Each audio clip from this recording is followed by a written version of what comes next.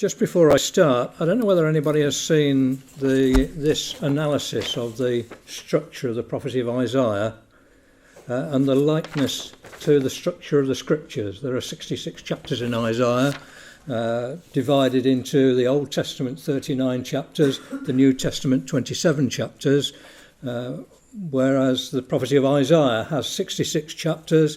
There are 39 chapters up to the end of that historic section, and then we're looking now at the second part of Isaiah, in which there are 27 chapters.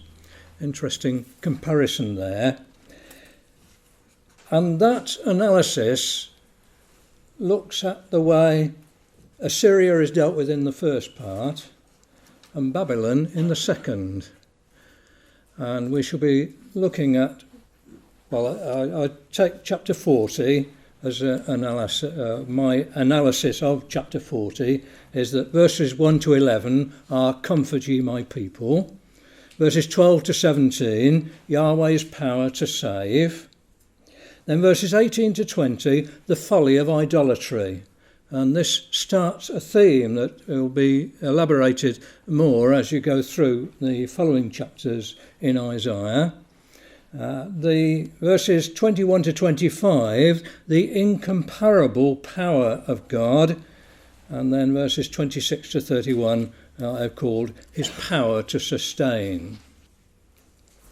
So verses 18 to 20, you've looked already at the comforting of Israel and the greatness of God's power to save. In verses 18 to 20, we have the folly of idolatry. The general word for image in the scriptures is the word selem. It's used in Genesis chapter 1 and verse 26. Let us make man in our image and after our likeness. And if we go to Genesis 9 and verse 6, we see there, I think, the reason why images were not to be used, were condemned. Genesis chapter 9 and verse 6 says, whoso sheddeth man's blood, by man shall his blood be shed. For in the image of God made he man. Why? For in the image of God made he man. And it seems to me that the only acceptable image of God is a living image. And somebody who sheds man's blood, by man shall his blood be shed, because he is destroying the living image of God. And that's how we should be. And so God is able to sustain, but man is not to make images. In Isaiah chapter 40 then, and verse 18, to whom then will ye liken God? After our image and after our likeness, the likeness and liken God is the statement of how can you liken God? Man is supposed to develop the likeness of God. When Paul, in the letter to the Corinthians, alludes to Genesis chapter 1, he says that man was made in the image and glory of God. It was intended that man should develop God's glory. And how poor is that likeness that man generally develops to God. But to whom can ye liken? What likeness will ye compare unto him? To compare is to put in order and decide, which is the best. That's the idea of putting what set of creatures, beings, whatever it is, can you put God You can't put God in any set of powers. There is no comparison with God. To what likeness will ye compare unto him? And then the feeble efforts of man. Verse 19, the workman melteth a graven image, and the goldsmith spreadeth it over with gold and casteth silver chains. He that is so impoverished that he have no oblation chooseth a tree that will not rot. He seeketh unto him a cunning workman to prepare a graven image that shall not be moved. The puny efforts of man. The workman, it's the normal word for a workman. He works and he gets tired. He melteth a graven image. The word for graven image is a carved image. We first read of it in Exodus chapter 20 and verse 4. That's interesting. We haven't heard of it before, but in Exodus chapter 20, the 10 Commandments, it's there that we first come across the graven image being mentioned. Exodus chapter 20 and verse 4, thou shalt not make unto thee any graven image, or any likeness of anything that is in heaven above, or in the earth beneath, or that is in the water under the earth, and so on. That's the first time we read of it. So God knew that they would, and they were forbidden to do so. In Leviticus chapter 26, we have a restatement of the fundamental commandments of God, before going into a chapter that outlines the history of Israel and the punishments that they would receive because of their disobedience. Verse 1 of Leviticus 26, ye shall make you no idols nor graven image, neither rear you up a standing image, neither shall you set up any image of stone in your land to bow down unto it. For I am Yahweh, your God. Ye shall keep my Sabbaths and reverence my sanctuary. I am Yahweh. And the first part deals, Leviticus 20, with the commandments, the blessings, if they would be obedient. And then the second part, which is a much longer section, deals with the punishments that would come upon them if they were disobedient. Within the prophecy of Isaiah, the graven image comes in from now, verse 19 it's mentioned, verse 20 of Isaiah 40, it's mentioned 4 times in chapter 44, another time in chapter 45, and another time in chapter 48. You can see we're starting a section that's concentrating on idolatry, because Babylon was the very embodiment of idolatry. One of the great things that God did by sending Israel into Babylon was to make them so sick of idolatry that they would never bow down to other gods anymore. They came back, and that was not their fault. After they came back, they didn't descend to idolatry afterwards. It's one of those things. So sickened were they of their experience of idolatry in Babylon. Well, here we are. We're starting to deal with a section on Babylon, and here is idolatry coming in. So there were other types of images. There was a molten image, one that is, the word molten means to be poured out. And the first time we read of that is in Exodus chapter 32. A molten image, a molten calf that was made by Aaron. And they bowed down to it. These are thy gods. one of the condemnation of Jeroboam the first in 1 Kings chapter 14 and verse 9 is 1 Kings 14 verse 9 says, "But thou hast done evil above all that were before thee, for thou hast gone and made thee other gods and molten images to provoke me to anger, and hast gassed me behind thy back." He'd been told that he would have the kingdom. God sent a prophet to tell him that he would have the northern kingdom of Israel.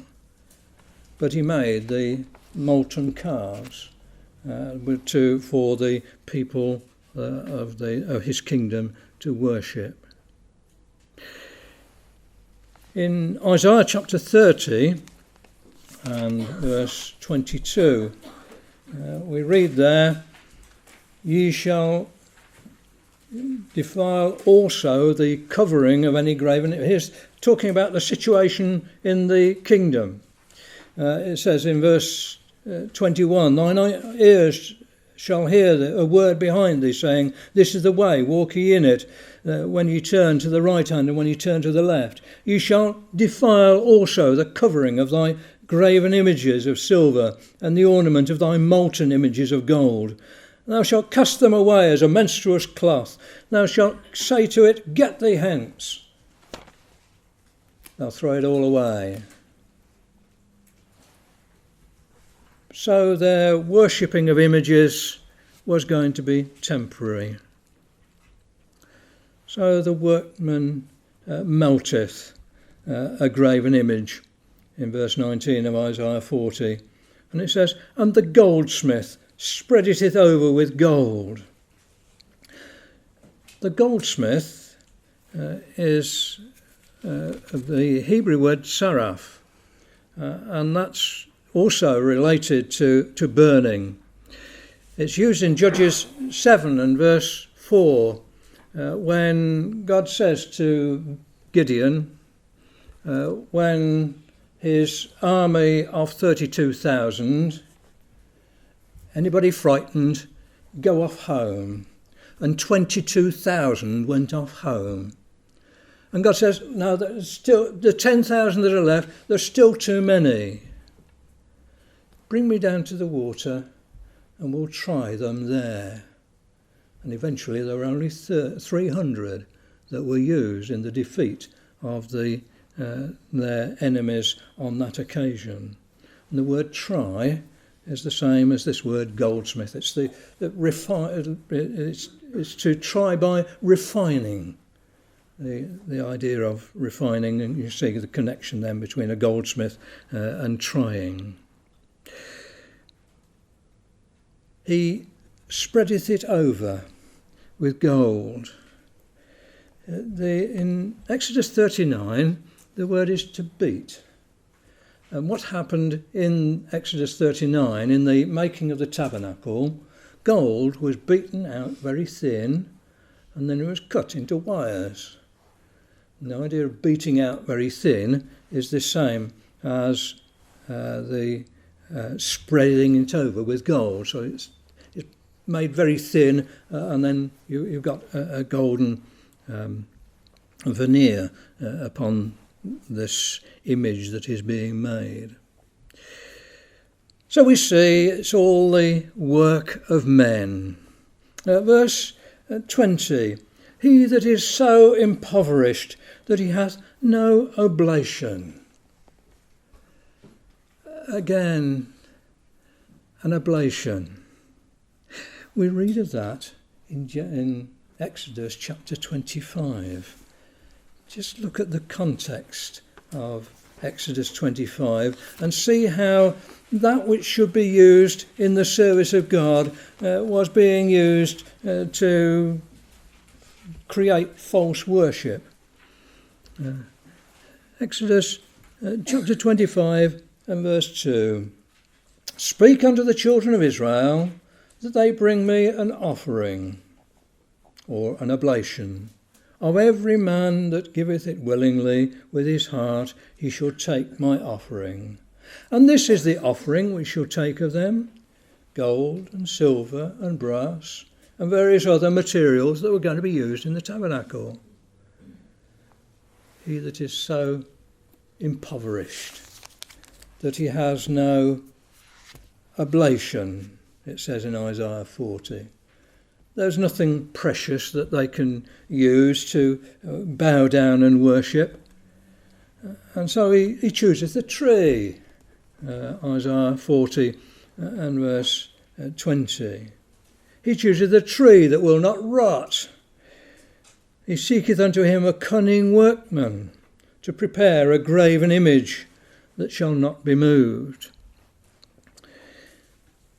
A cunning workman. The word cunning means wise. It's used of the man that Pharaoh called when he had his dream. He called the wise men of Egypt to tell him what the dream meant. And of course there's no one so discreet and wise as Joseph, as that chapter continues. Somebody that's wise, a wise workman. And of course this is wise in a corrupt sense. God expects us to be wise in a true spiritual sense. All the time there is this comparison between what is right and what is wrong. And the condemnation is the way that the children of Israel used these things to develop idolatry. To prepare a graven image that shall not be moved. It shall not be moved.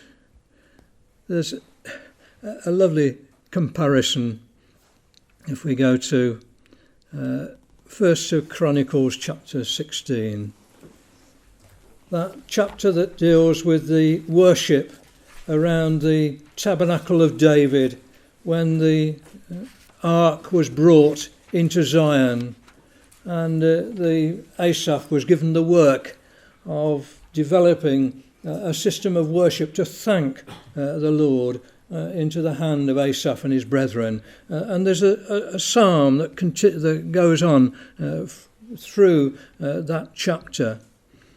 And in verse 30 it says, "Fear before him all the earth, the world also shall be stable, that it be not moved." Just think of the vastness of the world and God's control of the world. They get a tree that will not rot.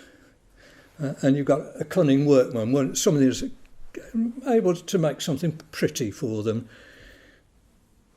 that shall not be moved. The puny efforts of man compared with the greatness of God. So the point has been made of the folly of idolatry. And so now we come on to this next section, which deals with the incomparable power of God. Verse 21 of Isaiah 40. "Have ye not known? Have ye not heard? Hath it not been told you from the beginning? Have ye not understood from the foundations of the earth?" The information is out. The ability to understand is there. God has given man that ability. Don't you know the greatness of our God? From the foundations of the earth. Psalm 18 and verse 7. Again, a comparison between the greatness of God. Psalm 18 and verse 7. "Then the earth shook and trembled. The foundations also of the hills moved and were shaken, because he was wrath." God is able to shake the earth. Man is so puny in comparison. And then another passage that gives comfort. Jeremiah chapter 31, you'll perhaps remember that Jeremiah 31 is where we get the new covenant mentioned, and the greatness of the blessings of the people of God if they will be obedient to him. And then in Jeremiah chapter 31 and verse 37 we read, thus saith Yahweh, the one that's delivered them from that was the name that was revealed in the deliverance from the land of Egypt.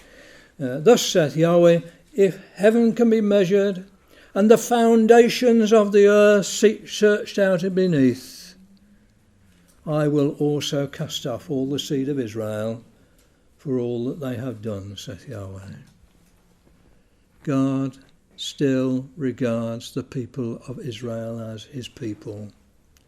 Yes, he will correct them and is continuing to correct them. But they will be brought back. He's not going to forsake them.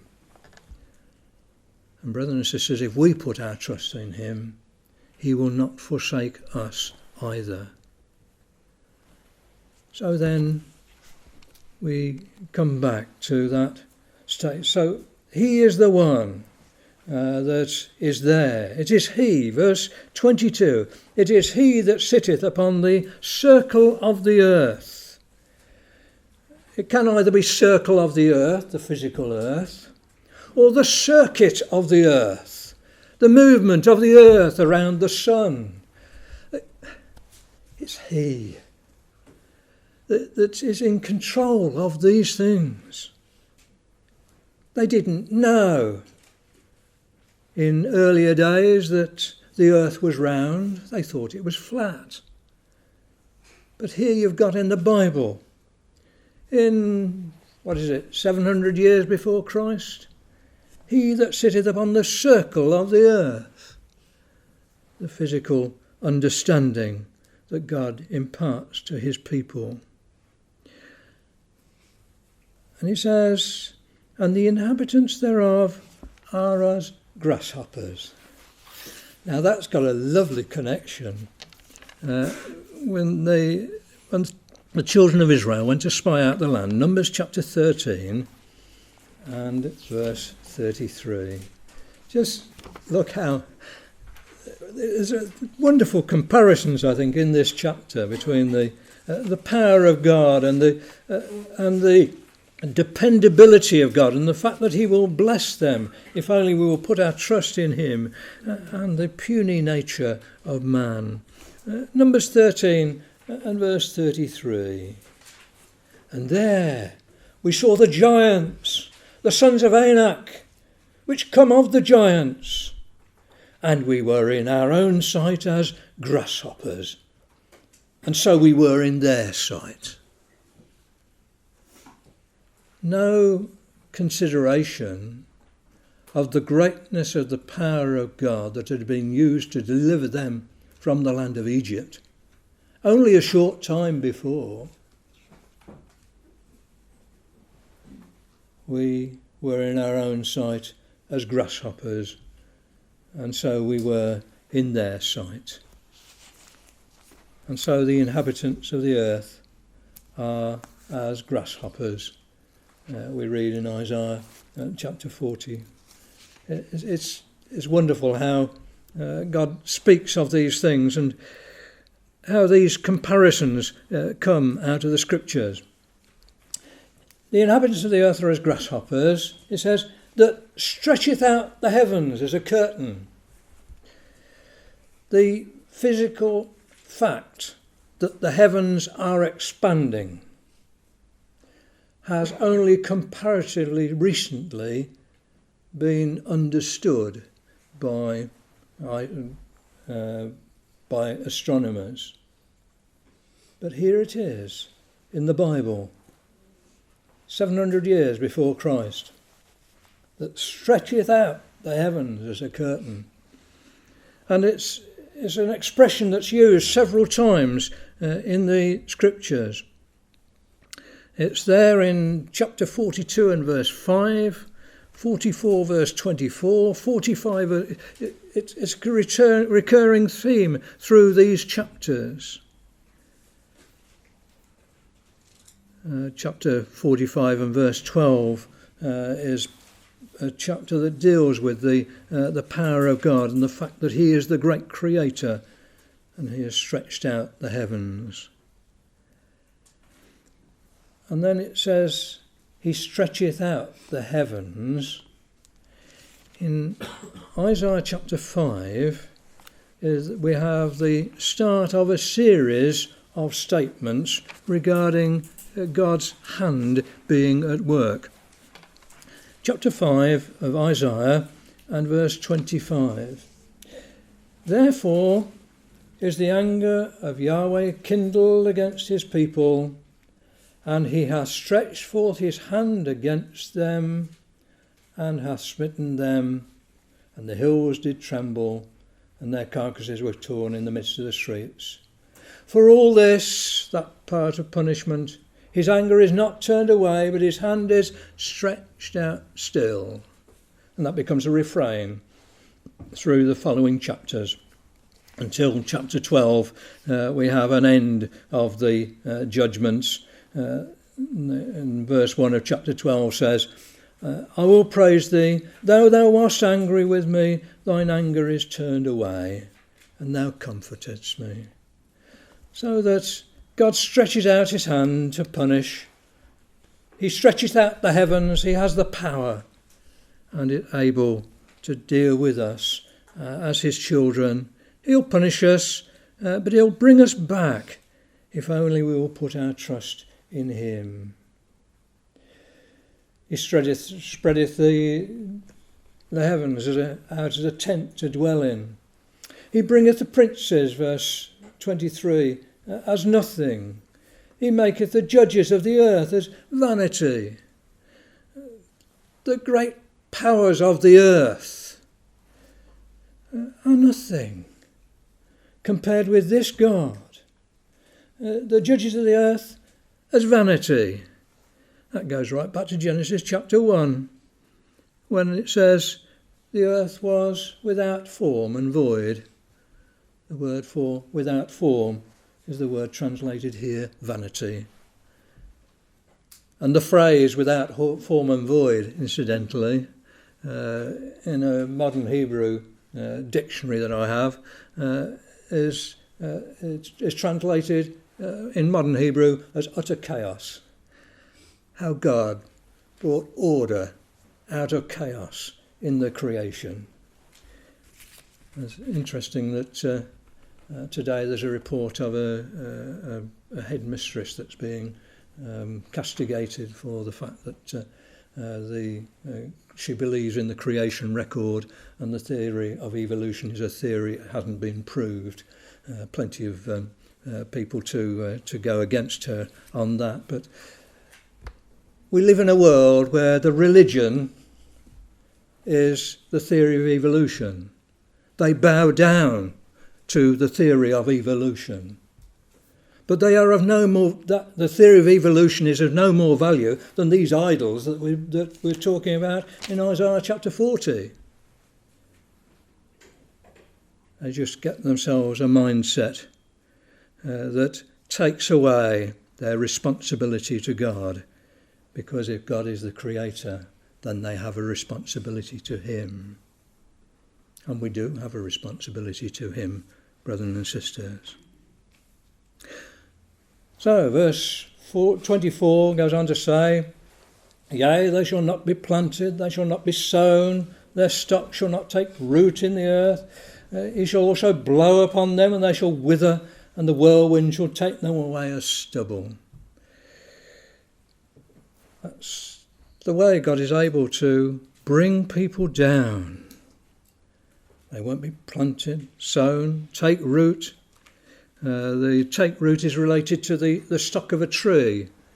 In Job we read of the tree that if it's cut down, if it in water, then it'll sprout again. But no, it won't take root. They'll wither. They'll take away.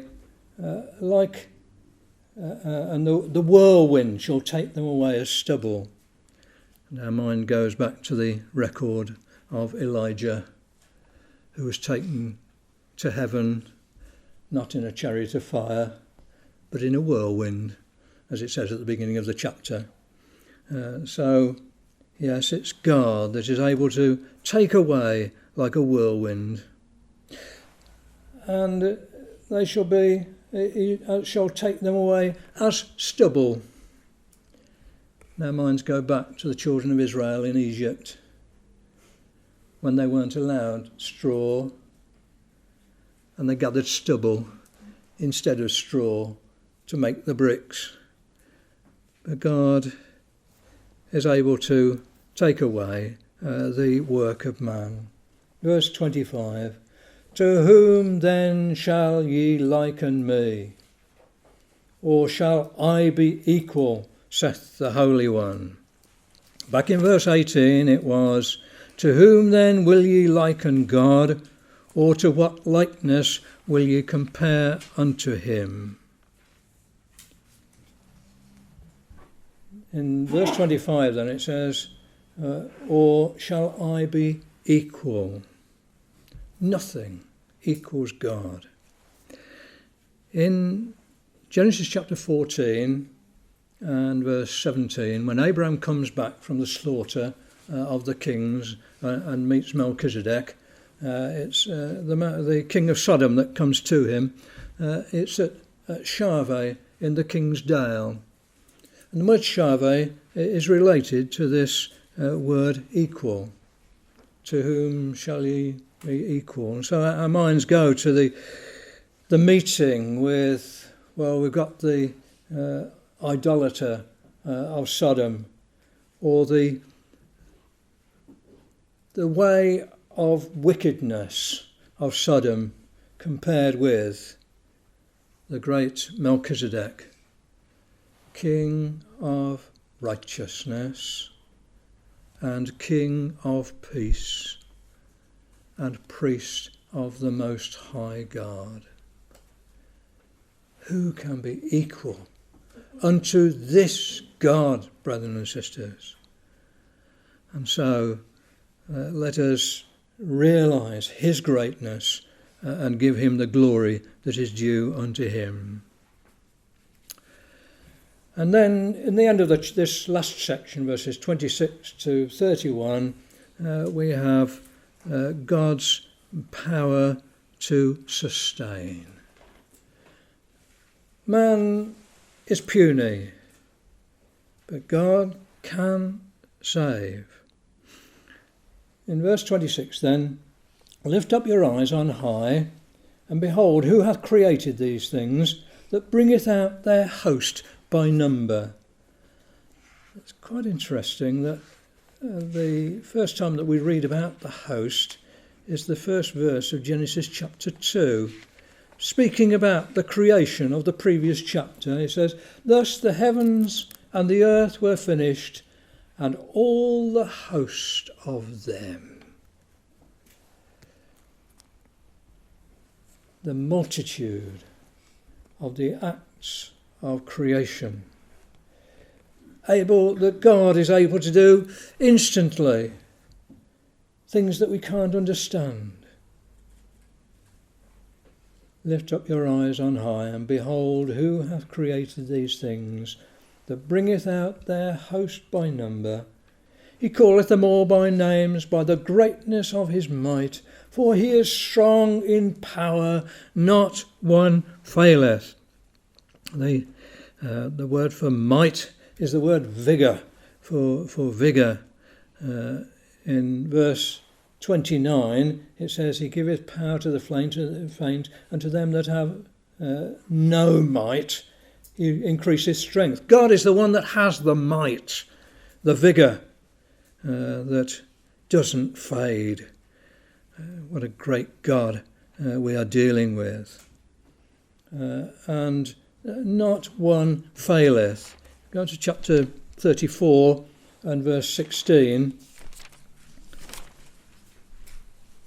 We read, seek ye out the book of Yahweh and read, no one of these shall fail.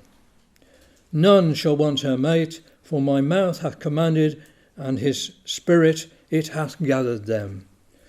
Nothing that God has said will happen will fail. God is able to fulfill his promises. His word is sure, and we can put our trust indeed in it. And so verse 27, why sayest thou, O Jacob, and speakest, O Israel? Notice Jacob, Israel, and they think that they can hide themselves from God. Why sayest thou, O Jacob, and speakest, O Israel? My way is hid from Yahweh, and my judgment is passed over from my God. I can get away with it. What folly, brothers and sisters. Jacob, he was the one who tried to manipulate the circumstances for his own benefit. It was when he knew that he couldn't manipulate things, when he was wrestling with the angel and it touched his thigh, and he halted on his thigh, and he knew he couldn't do it in his own strength. It was then that his name was changed to Israel. He learned to put his trust in God and not in his own strength. Why sayest thou, O Jacob, and speakest, O Israel? The nation which had been developed to put their trust in their God. They thought they could do things wrong, and God wouldn't know about it. Verse 28.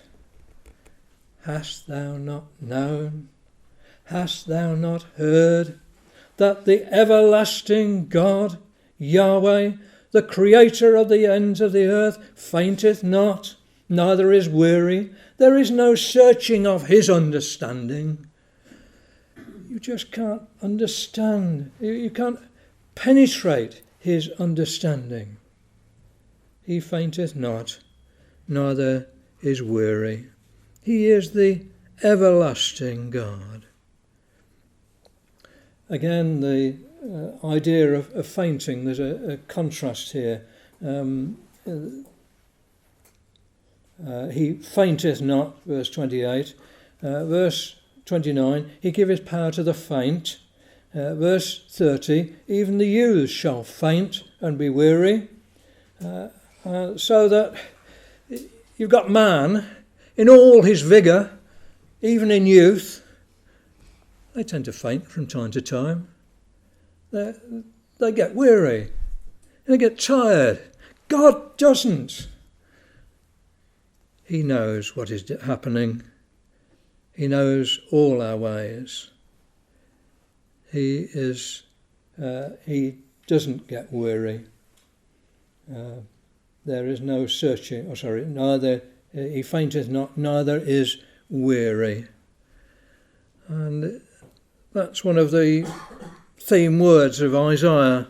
12 times out of 26 in the Old Testament are in the prophecy of Isaiah, and it's starting really in this section in chapter 40. We've got it there in verse 28. Verse 30, the youths shall faint and be weary. Verse 31, they shall run and not be weary. The word means to labour also. You get worn out by labour.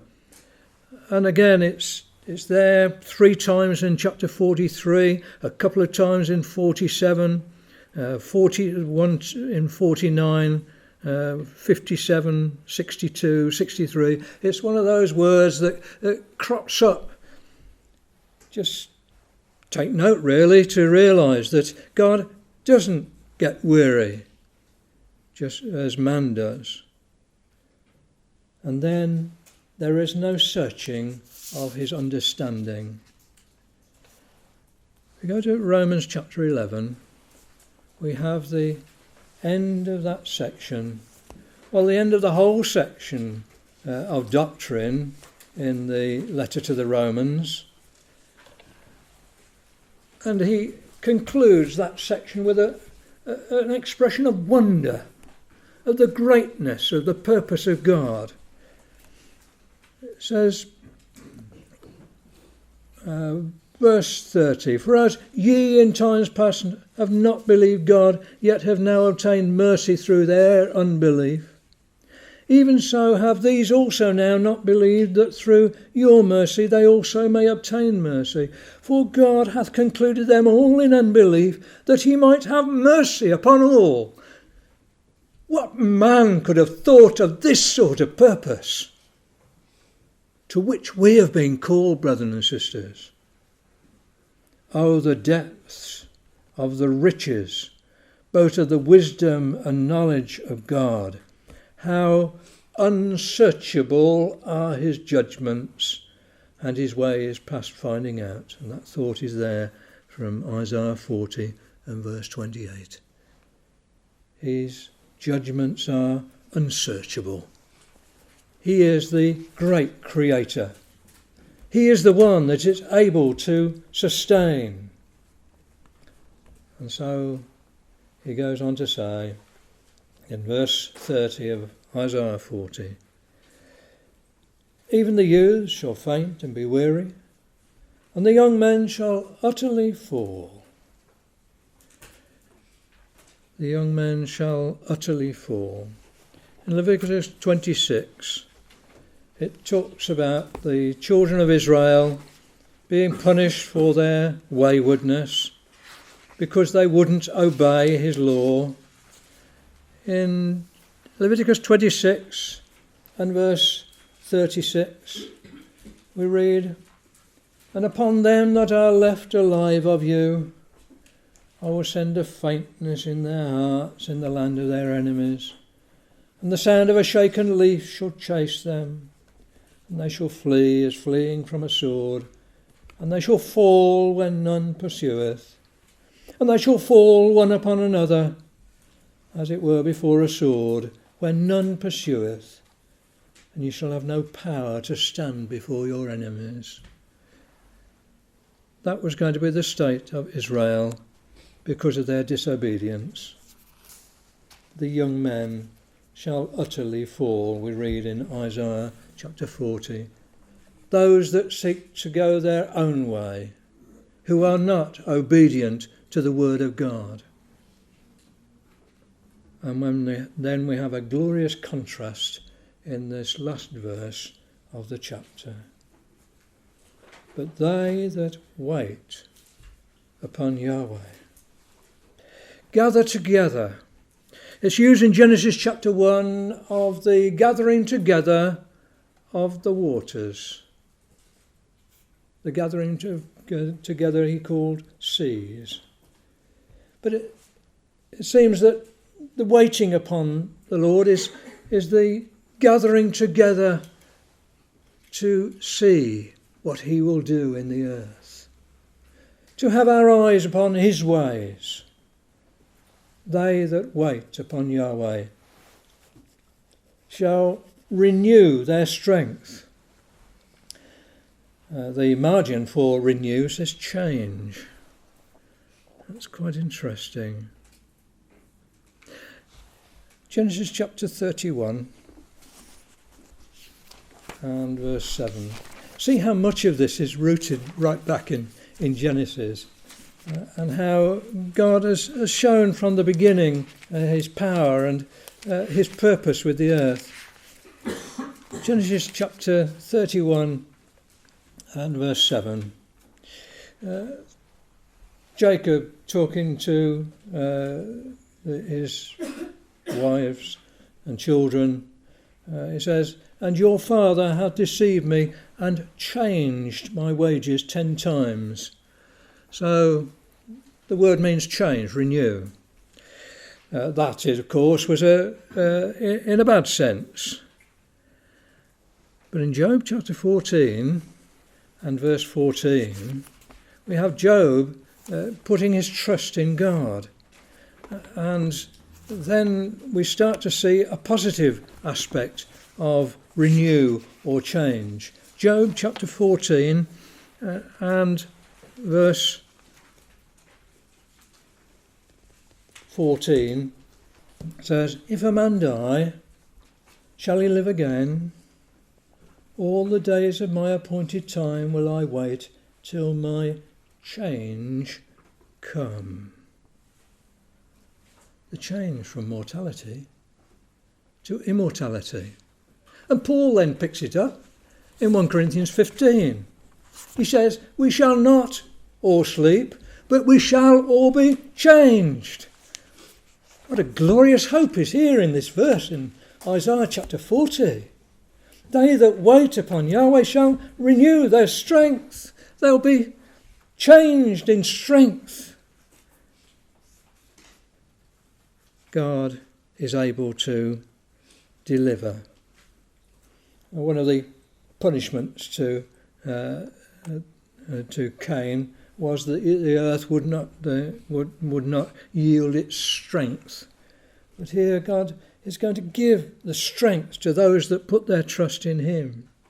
It says, "They shall mount up with wings as eagles." Mount up with wings. In Genesis 2 it talks about the mist that went up. It's the same word there. It's the same word as in Deuteronomy chapter 34 and verse 1. It's interesting to me because there are 3 words that are used in the records of Jesus' temptations in the Gospels, and Matthew is the one that uses the word from the Septuagint corresponding to Deuteronomy 34 and verse 1. "And Moses went up. He went up from the plains of Moab unto the mountain of Nebo, to the top of Pisgah, that is over against Jericho. And Yahweh showed him all the land of Gilead unto Dan, all Naphtali, all the land of Ephraim and Manasseh, all the land of Judah unto the utmost sea, and the south, and the plain of the valley of Jericho, the city of palm trees unto Zoar."